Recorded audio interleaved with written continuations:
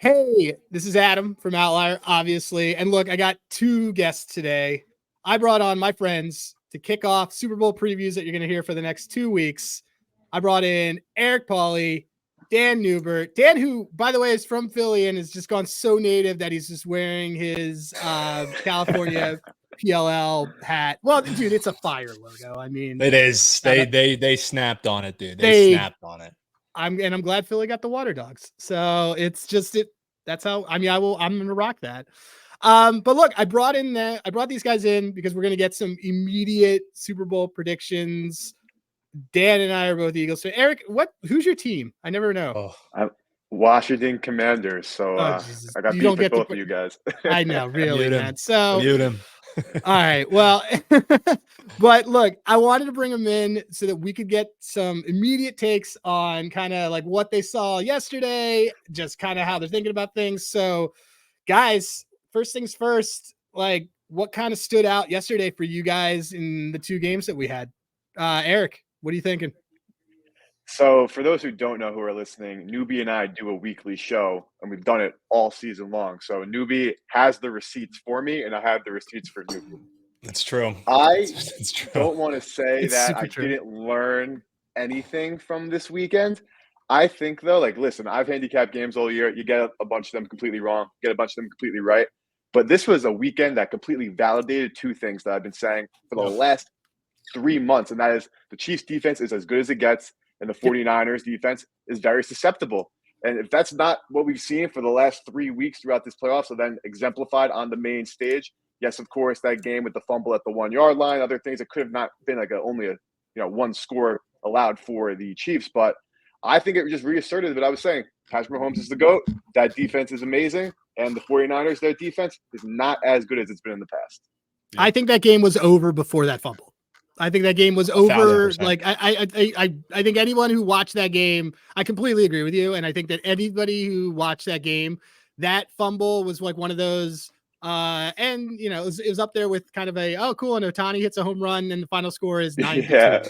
Like that's how I felt about. Like I never felt like the Ravens were in this, and this is the worst Chiefs Mahomes team with the best defense that he's had playing at the best. Mile. Yep.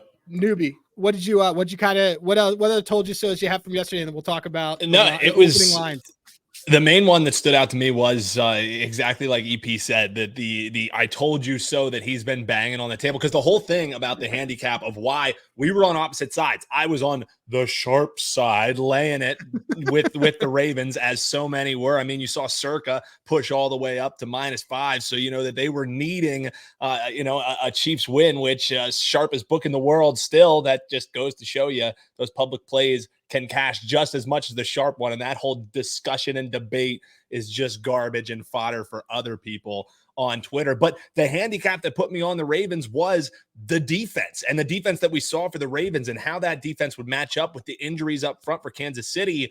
What I neglected to kind of put into my handicap is a guy in Andy Reid who's making a case of being the greatest head coach of all time. Yes, I said it. We've seen how Belichick has fallen out of favor. We've seen what happened with Belichick once Tom Brady departed. I didn't expect Andy Reid to be able to scheme domination like they did offensively. And I really don't think that final score was really indicative of just how dominant they truly were. So, congratulations to everybody who was getting the points. Even my Lions that got home plus the 7.5, that was a wrong side winner, man. Even when they were leading, it never felt like they were truly dominant.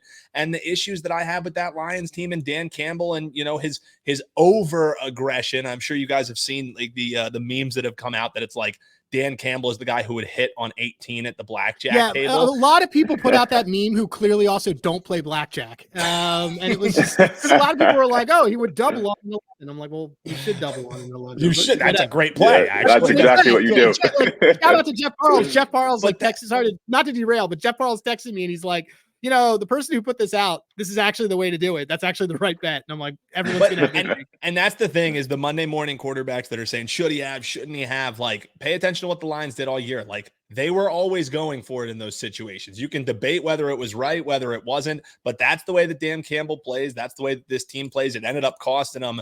But, to say that it's the Chiefs and the 49ers, I'm not even a little bit surprised. Maybe my wallet is a little bit because I was pretty heavily exposed on the Ravens, but Pat Mahomes getting points. If it ain't broke, don't fix it. And, and that's what we're looking at again.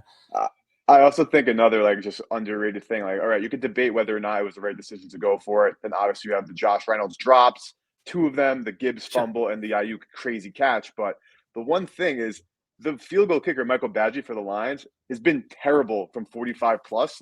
Also his career, he's been terrible.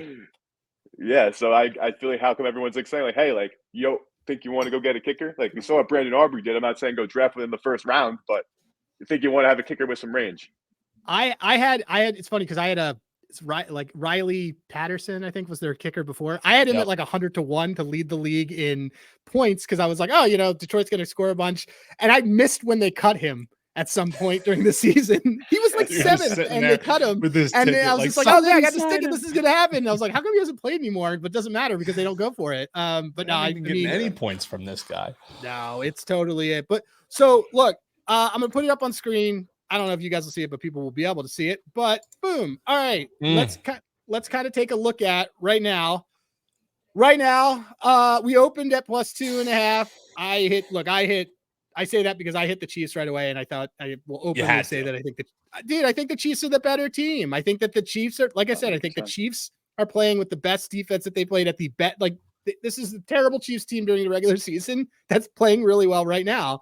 And I don't like this Niners defense, but what are your guys' initial sharp, whatever you want to call it, reads early? Is there anything that you really wanted to lock in now? Anything that you're thinking about? What have you kind of looked at? Eric, you can kick it off. Commanders, yeah. I hate to be not fun here, but newbie can attest to, I've been chirping about the Chiefs and how to not count them out all year. So I'm the proud holder of a 7.5-1 ticket on them to win the Super Bowl and a 10-1 ticket on them to win the Super Bowl. So I'm personally standing pat. I will not be hedging, barring maybe some crazy injury. I hope obviously it doesn't happen now in the next 2 weeks, but I think I'm just riding with my great closing line value on this one on the Chiefs. Oh, closing line value, aka I didn't lose. I just wasn't right. Yep. I'm in the same boat as you because I have a Niners over Chiefs future, and then I have Chiefs at the same numbers that you have. So I'm technically free rolling, but I just think the Chiefs are a better team. Newbie. Yeah, so I guess I'm the only one coming into this game without any priors because anytime I place a future bet, you can just guarantee that it will not be hitting. So if you ever want to know future bets to fade, make sure you hit me with a follow. But honestly, guys, as I look at this game now that the 2.5 is gone, nothing jumps off the board. If you're asking me where there is value, those hot button words, the game should be pick 'em. Just with what we've seen, I think that I would argue that Kansas City should probably be the favorite. So, is there enough value at +1.5 to get me there? Sure. If you are one of those players that plays on offshores that allows you to have open leg teasers, the no-brainer is taking Kansas up through that 7. That's an absolute slam dunk. If you're one of the recreational players that likes having same game teasers like I do, if you're able to get them, at a manageable 120 to have some fun in the Super Bowl, Kansas City up. And then I would honestly take the over up and down. I think both of these defenses, more notably the Kansas City Chiefs defense, is going to be the one putting their stomp on this game. Because I also think, like EP said, that 49ers defense, they're susceptible. We always talked about how they were susceptible to the run. They're susceptible to giving up plays through the air now too. And especially with the injuries now, the linebacking core, sure, does that make me feel like it could go towards an over? Maybe. But let's be real, this Kansas City Chiefs offense has not lit the world on fire all year long. So just because it's the Super Bowl, just because it's Pat Mahomes, just because we're going to cash all of our Taylor Swift prop overs for the amount of time that she's going to be seen in the press box. And I'll do some research as well, see what outfits she'll be wearing, get you colors, things like that. That's the only thing I think I'll be handicapping is Taylor Swift props exclusively, because on the field I've been pretty bad. But I'll be honest with you, plus 1.5, give me the underdog. That's probably what I'm going to end up doing, but nothing jumps out on me as it typically does in a Super Bowl. And I think it's also, as you say all the time, Adam, like, you don't have to load up as it's just one game. You know what I mean? Like, if you don't like a side, you don't like a total, have fun with some props, have fun with, take the money that you would be betting and do with your Super Bowl square at the party. Like, it's one game. You don't have to put your whole bankroll because it's one game. Don't undo a good year on one game that really, I feel like it doesn't have any screaming edges as we're standing here on a Monday. No, it really doesn't. And it's also the Super Bowl. So the line we're at the point in the season where the line's going to be tight either way. I mean, you're not going to get it. You're not getting a lopsided Super Bowl total either way, because we need action on both sides. I do want to point out for folks that are watching, Dan Newbert is uniquely qualified to cap Taylor Swift props, as he is from Reading, Pennsylvania. She is from Reading, Pennsylvania. They are the two favorite sons of Reading and daughter of Reading, Pennsylvania. Thank you very much. So there is nobody more qualified to cap Taylor Swift than Dan Newbert. But thank you very much. Absolutely, man. What's that? No, go for it. Adam, I just want to put it on the record though, because I don't want it to be like there's nothing actionable here. If I did not have futures as a future better, if you did not, what would you do? So just putting it out there. I'd be betting the Kansas City Chiefs, and I would be riding. The other thing that I took ahead of time, and let me see if I can kind of pull it up. I took the second half total.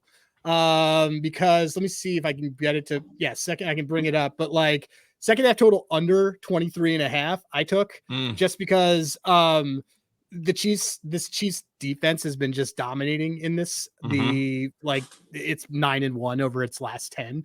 And it's just kind of I know that unders are always the fun bet for the Super Bowl, just because the market's going to push everything up as we kind of look at some of the props. But it's for me, it's just this is a really good defense, and this is actually a team that isn't great in the red zone. I don't really have faith in Jake Moody. I have faith in two guys on the Niners consistently to do it, and that's Debo and CMC, and even that's honestly on the ground or Yak.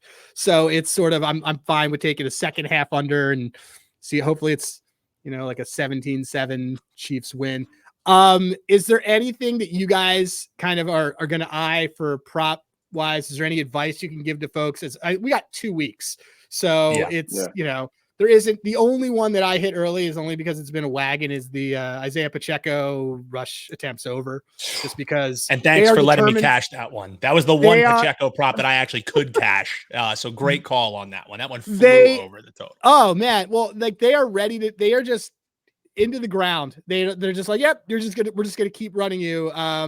And that's the only one that I bet so far. Is there anything that you kind of have had a chance to look at overnight, or you're just you know what, this guy's going to be due, anything like that? EP, I don't know. If so I just wanted to talk about this really quickly. So Newbie said about Andy Reid, I think what's going so understated, and obviously you guys smashed Pacheco props. I actually, again, I'm not trying to be bragging here about these picks that I bet earlier. Do it, dude. This is the time to brag about your stuff, man. Because if you don't brag about it, how are we gonna know? It's been all season. Do it.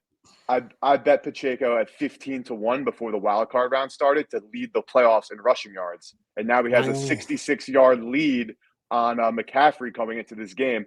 But the one thing though that I just think that we need to give credit to Andy Reid for is what was wrong with the Chiefs this season. Their passing offense could not get it going. Their wide receivers had popcorn butter on their hands week in and week out. So what did they do to turn everything around?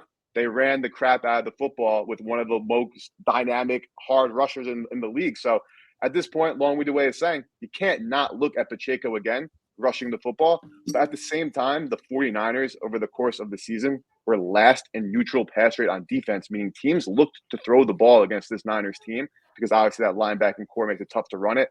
But I think that Andy Reid and company are going to continue to just rely on Pacheco because this offensive line had times this season where they were just getting bullied and completely outclassed. But everyone expected the Ravens, my one devil's advocate for the Ravens winning would be if they bullied them up front.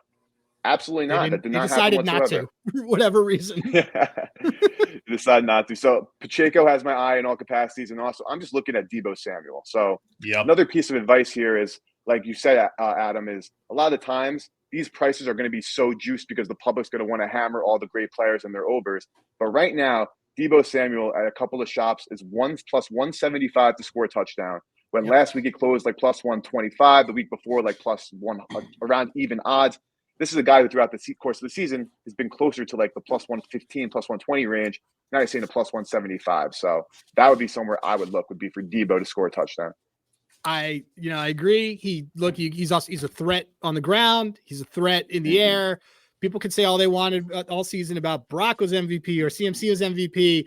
That team scores 7 points less when Deebo isn't on the field. It is nerd stat proven. That dude's their MVP, period. Newbie, is there anything, hopefully something massively negative, EV, that you can share, that you're looking at? By the way, that Pacheco being already up to 70 is nuts to me. I'm with you. What are you kind of thinking?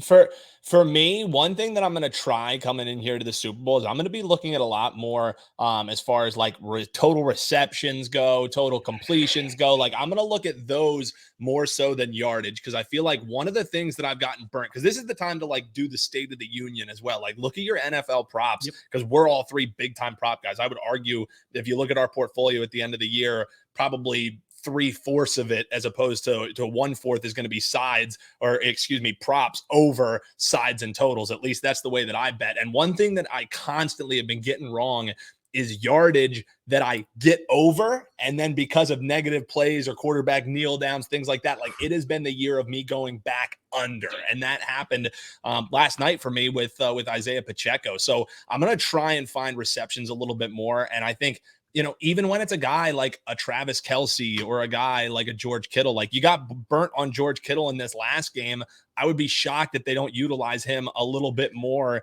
in this game. So I'm going to try and ISO in and see some spots where I can find with George Kittle. I know that it's square. Another thing that I like doing is finding some guys a little bit further down the docket, if we get a Kyle Juszczyk over a half reception or something like that, like those are the kind of plays that I want where it just takes one. And because it's the Super Bowl, they're going to have those offered. They might not be offered on Monday, but that's the way that I'm going to look. I'm looking for a lot of receptions over or under, depending on what those numbers are, because I think this game is going under. And then one thing, I know it's not a player prop, so we can't exactly use the great tool that Outlier is and dive in, but one prop that I just play every single year, because again, if it ain't broke, don't fix it, is the team to score last to win the game. So last year when this thing opened up, it was minus 200. So you got to lay 2 to win 1. But this is a play that has cashed in 14 straight Super Bowls. And if you think about it, it makes sense, especially in a game like this, that a team who potentially has the ball last, or the defense who can make the last stop, is going to be the team to win the game. So that one, I know it's not a sexy one, but it's one that you just add, you lay 2 to 1, or you lay 4 to 2 if you like it enough, and you just usually cash it year after year. And maybe it doesn't cash this year, but I have a nice portfolio of it cashing year after year after year. That's one that I'm going to be eyeing. But player props, man, it's going to be receptions for me, and it's going to be total attempts. It's going to be completions. That's the way that I'm going to be attacking this one this year, because I really think the game's going to be going under. So I don't want to be messing around with yardage, things like that.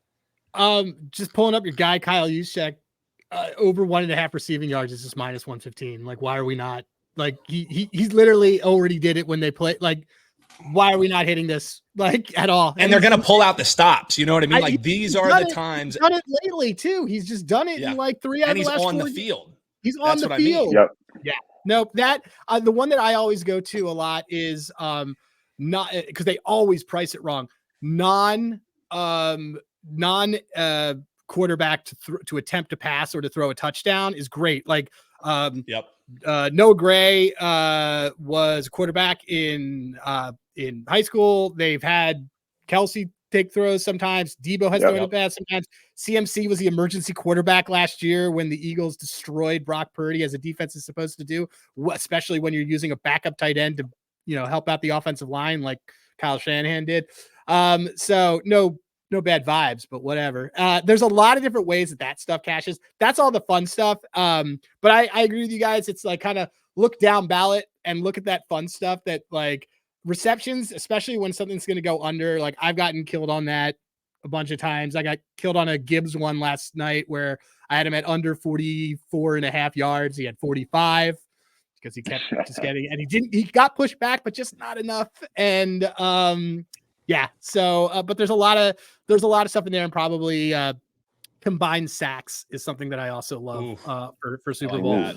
Yeah, for a lot of those things. So look, guys, like I know that you guys are the first ones that I'm having on these previews, and probably have. Are either of you guys gonna go out to Vegas for it, or what do you guys? No.